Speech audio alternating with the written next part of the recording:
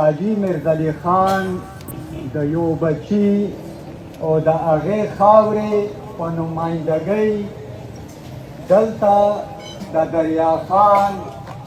د صمد خان او د عجب خان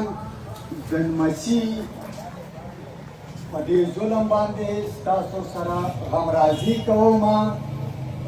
او د وزیرستان د اولسونو لخوا تاسو ته زه لاسنیوی کوم چې الله دې د ده چې کوم قاتلین دي موږ ته د خدای دومره وس و جرأت راکړي چې د هغو مخه ونیسو که څنګه چې زموږ نیکونو دلته مولانا صاحب خبرې وکړې زما به ډېر مخاطب مولانا صاحب دي، علماء کرام په ما ډېر ګران دي. یا د انضمام خبره وشوه، په انضمام کې زموږ د دوی د ورورۍ یو سلسله شروع شوله. بیا په پاکستان کې د آیین د بچ کولو دپاره د مولانا فضل الرحمن او د محمود خان اڅکزي یو وروري جوړه شوې ده. خدای دې وکړي چې دا د ټولو پښتنو مذهبي او ملتپاله خلکو همدا وروري جوړه شي. مولانا صاحب مونږ چې په دې ملک کې پاتې کېږو، دا ملک پاکستان دی، پاکستان زمونږ وطن نه دی. مونږ باید خپل ځوانان، خپل اولسونه په سیاسي اصطلاحګانو پوه کړو. ملګرو، مشرانو، همزولو، کشرانو، په 14 اګست 1940 چې پاکستان جوړیږي، په دې ورځ دا غیرتي خیبر افریدي، دا شنواري، دا ملاګوري، دا شلماني، دا وزیرستانیان، دا باجوړیان، دا چارسدوال، دا مومن، دا اڅکزي په 14 اګست 1940 باندې وو، هم په دې خاوره باندې پراته وو. دا اوس مونږ جبه مفکوره ده کړې ده چې بس مونږ پاکستانیان یو، نور هیڅ نه یو. پاکستان نه اول زه هم پښتون وم، زه هم افغان وم. دا پښتونخوا وطن زما وطن و، زما خاوره وه. زما نیکه چې زما یاد شي، زما نیکه په 1893 نه اول پیدا شوی و. نه یم خبر چې په 1891 کې پیدا و که په 92 کې پیدا و. خو زما نیکه چې زه په کوم کور کې په وزیرستان کې اوسېږم، په هغه کور کې زما نیکه حاجي سردار یرګلخیل احمدزی وزیرم په هغه کور کې پیدا شوی و، خو ده تابعیت افغانستان لرلو. په 12 نومبر 1893 کې چې کله دا خاوره را پرې کېږي، په هندوستان پسې تړل کېږي، بیا د دې پښتنو تابعیت د هندوستان کېږي، ملک هندوستان دی. خو وطن زمونږ هندوستان نه دی، وطن زما دا استعراق پښتونخوا ده او دا هم تور د نن ولاړ غرونه زما وطن دی. او په دې باندې ما تر ابده پورې به زه جنګېږم او تر اوله روان یم جنګېږم. چې په 14 اګست 1940 کې پاکستان جوړ شولو، زما تابعیت د نورو تابعیت بشپړ شولو. زما تابعیت زه هم په علاقه غیر کې وم، ځکه چې په 1919 کې تورمزو بابا چې د 400 نه د فرنګي سامراج سره د مبارزې په وخت کې دی مومندو ته خېږي، د هندوستان اخبارونه لیکي چې تورمزو بابا حاجي تورنزی علاقه غیر ته لاړلو.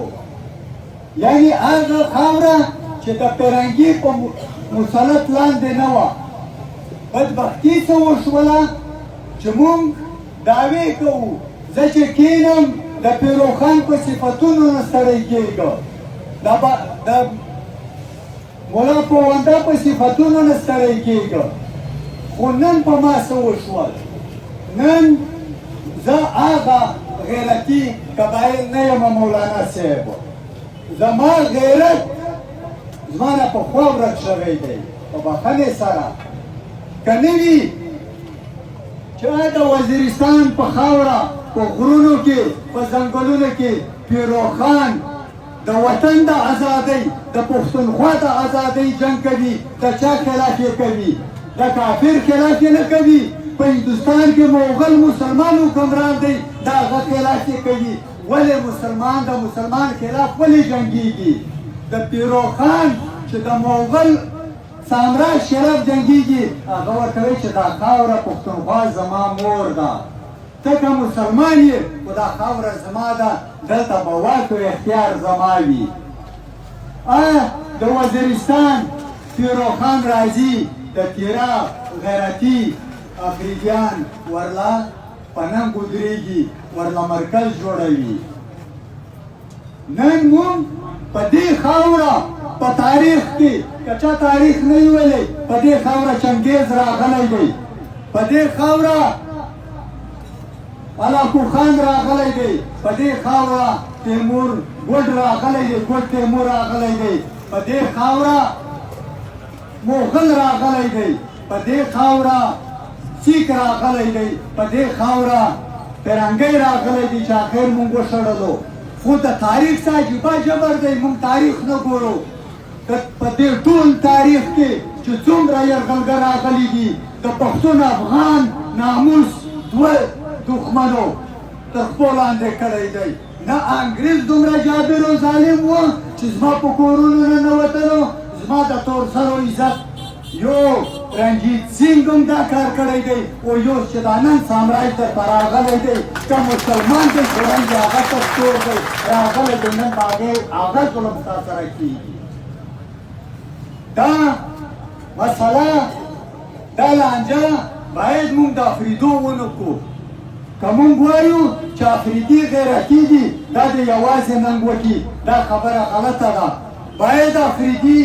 افریدو مشران جرګه جوړه کړي اول چې دوی وایي چې مونږ قبایل یو د وزیرستانه تر باجوړه د په ټولو قومونو وګرځي دا نن چې ستا سره څه کېږي دا زما سره وزیرستان کې کېږي دا په کورمه کې کېږي دا په وروبزو کې کېږي دا په مومندو کې کېږي دا په باجوړ کې کېږي دا راټول کوي دا قبایل په هغې نه وروسته راشئ دې سیاسي ګوندونو ته کښېنئ لاندې پښتونخوا کې د قبایلي نظام خراب شوی دی محمدزی او څمکنی به په دې نه پوهېږي دلته سیاسي ګوندونه دي هغه د ځان سره ملګري کوي چې تر څو پورې ته په دې خاوره باندې ننګ ونه کې دا د خپل وطن ونه بولې مولانا صاحب زه ګلمرجان د وزیرستان یم که زه سبا کنیډې ته لاړ شم امریکا ته لاړ شم 15 کاله وروسته به ما ته هغه شهریت راکړي پاکستان ما ته شناختي کارت راکړی دی تر دې سوا یې ما ته هېڅ نه دی راکړي دا ما ته هر څوک راکوي زه په صفت انسان دلته وکیلان ناست دي یونیورسل ډیکلریشن اف هیومن رایټس کې زه په صفت یو انسان که زه په اسټرالیا کې ماته زما سر ته خطره وي دا د ریاست ذمهواري ده چې زما سر غوړنه وکړي دا زما انساني حق دی دا ماته د پاکستان شناختي کارت نه دی راکړی چې انسان د هر خو ستاسو سره چې څه کېږي د امریکې ریډ انډین سره چې څه وشول نن یې نوم او نښان شته دی دا امریکا کې چې اوس څوک دی ټرمپ دی اوباما دی بوش دی دا امریکینیان نه دي دا ورغلی خلک دی آباد شوي دي چې د هغه ځای څوک ریډ انډین و هغه اوس په ډاکومنټریز کې تاسو کتلی شئ تاسو سبا زه هم په ډاکومنټریز کې وینم چې خلک به مو تصویران غږوي چې دلته پښتانه وو شملې یې تړلې ګیرې به یې وې غټ غټ کمیزونه او پرتوګونه به یې اچول دا ډېر ښه خلک وو خو دلته یو قوت پرې راغی هغو دوی ورک کړل او نیست و نابود یې کړل ستاسو سره د اسټرالیا د اپ اوریجن لوبه روانه ده هغو په تاریخ کې نوم شته دی نن ورک شوي دي څوک یې نوم ښې اخلي خو په شکل باندې چا ونه لیدل ستاسو نو اکه لوبه روانه ده ځانونه ویښ کوي چې څوک مو په هر تریاک باندې د پاکستانیت په تریاک باندې د مذهب په تریاک زه مسلمان یم د ماسپښین لمونځ نه کړی دی د مازدیګر لمونځ به کومه زما د اسلام نه دفاع نه کوم چې زه مسلمان یم زه چاته مسلماني وښایم زه که په دې خاوره باندې یم زه به 5 وخته لمونځ وکړی شم زه به روژه ونیولی شم دا د ازادۍ سره تړلي څیزونه دي که موږ رښتیا سره ووایو چې هندوستان ته پیرنګۍ راځي د هندوستان علما کرام سره کښېني چې اوس خو موږ رسما د یو جابر لاندې د یو استعمار لاندې غلامان شولو آیا زموږ د جمعې لمونځ به کېږي که نه به کېږي ته نن غلام یې او سهار او ماښام په ویښتو کې تیل اچوې سترګو کې سلایي وهې ویښته غوړی او ځان چې راوځې بهر ته ځان غیرتي درته ښکاري تر کور ته په کنځلو کې غیرتي یې په کور کې د ښځو په ټکولو کې غیرتي یې نور ستا غیرت بعضه ورځ په دې تور پنجابي کیمپونو کې دا داخل په کیمپ کې ښخ کړی دی که ته په ځان پوهېږې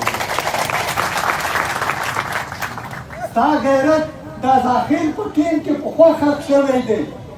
اوس هم دلته راشې وایي زه غیرتي یم وروره مشره علما کرامه عالم دینه تبلیغیه مونږ غیرتي نه یو مونږ انسانان یو مونږ انسانان یو مونږ که دا خبره مونږ کوو نو چې مونږ دا بارډر د تنخوا ساتلی دی غلط کار دی کړی دی څه غنم کار دی کړی دی چې کومو فوجیانو یو ډز نه دی کړی په دښمن باندې هغه په زرګونو کناله ځمکې لري په استرالیا کې جزیرې لري په امریکا کې جایدادونه لري په برطانیه کې د عیاشۍ ژوند دی او ته عسکر یې بارډر دې ساتلی دی او عزت دې چېرته دی پرتوب دې چېرته پروت دی اوله چې د امیر تکالي پرتوب ولیدلو دا ستا عزت دی دا ستا غیرت دی سره دوکه کوو به نه د هیچ چا سره جنګ نه کوو هیچ چا ته سپک نه وایو خپل ځان پوهېږو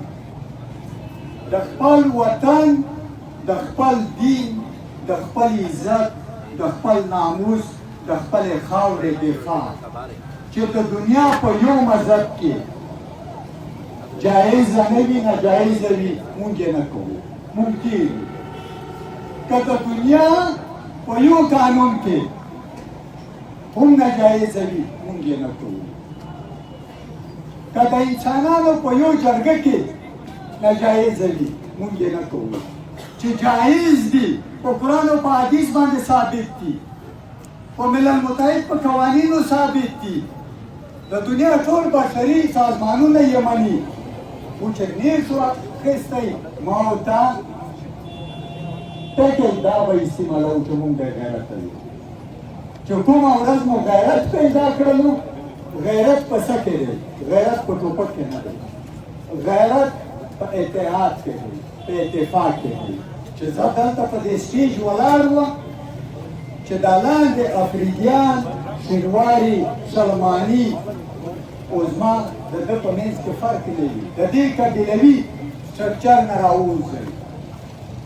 یو مو کلمه ده یو مو خاوره ده یو رنګ انسانان یو که ما ویلي نه وای چې زه د وزیرستان چې شاته ناست وی چې چا نه پېژندلی هغو په ما شک نه شو کولی چې دی څوک دی خو ما ووایي چې زه د پیروخان د خاورې نه راغلی نو ستاسو مزغو ته باندې راغلی چې دی د وزیرستان دی یو خلک یو یو مو ننګ دی یو مو پت دی زما تجویز دا دی وکیل صاحب ناست دی جرګه ښی سره مرکه ښی سره علما کرام در سره کېنوئ دا زموږ نازولي خلک دي دا زموږ د ټولنې ښکلا ده زموږ د ټولنې سترګې دي در سره ملګري کړي په وزیرستان کې به دوی علما کرام پېژني وکیل صاحب به په وزیرستان کې سیاسي خلک پېژني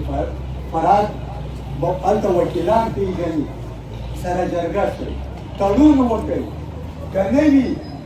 اوس پرې ووژلې بې عزت یې کړلې را روان درنه چنګړۍ جوړوي چنګړۍ په څه معنا ستا چې څومره وسایل دي هغه درنه وړي که ته غیرتي یې ته خو د خیبر د خپله کویلې ته ورشه تو خدای خپلې کویلې ته ورته نه شي ورتلی. هلته سړی ناست دی دی چې کहाँ سے آ رہے हो और कहाँ जा रहे हो. هلکه بدبخته ته د سیالکوټ نه راغلی که سرګودې نه راغلی یې. انہوں نے ٹرینر سے تپوس کرنے سے کہاں جا رہے ہو کون ہو اپنی شناخت کراؤ کہ دا حالت مو پری خودلو دا بے غیرتی دا سنوی چې د سړي ښکر کېږي یا غوټه اوږده لکۍ وشي ورسره عادت شي. دا اوس که لکۍ کېدلی یقین وکړي چې زموږ ستاسو ټولو لکۍ به په دریاسین کې پرتې وي. لکۍ مو نه کېږي لکۍ مو نه کېږي خو چې دا څنګه رد عمل مونږ ښکاره کوو د یو معلم شهادت باندې چې مونږ څنګه رد عمل ښکاره کوو. وایي دا چې د دریا خان په وخت کې د ایمل خان په وخت کې په مومندو کې بره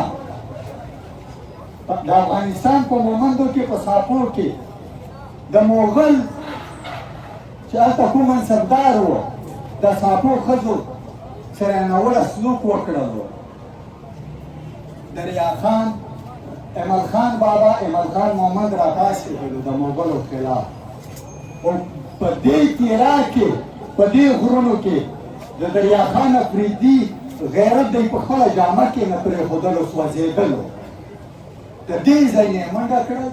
د ایمل خان بابا او د هغو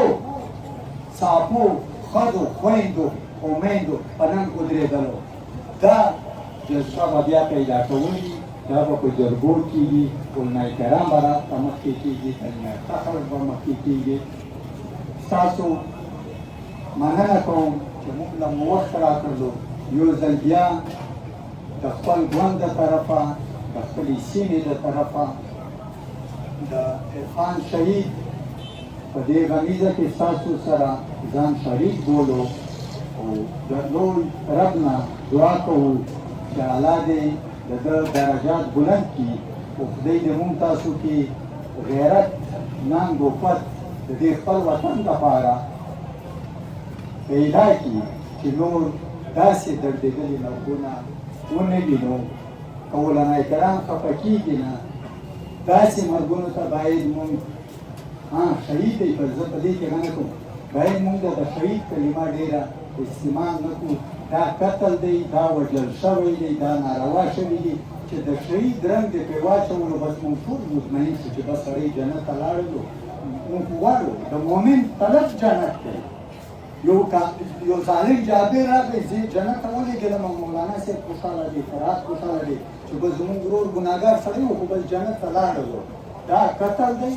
دا په رڼا ورځ قتل دی دا معلومو خلکو قتل کړی دی دا هېڅ